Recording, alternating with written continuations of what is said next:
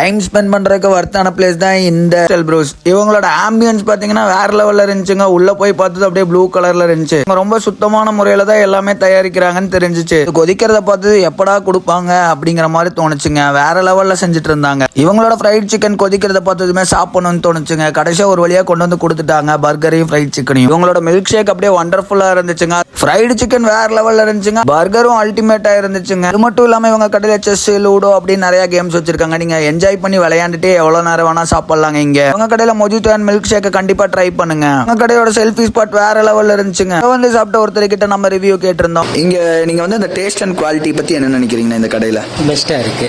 Okay, இங்க உங்களுக்கு ரொம்ப பிடிச்ச ஃபுட் மட்டும் சொல்லுங்கண்ணா. இங்கே French fries, momos and chicken burger.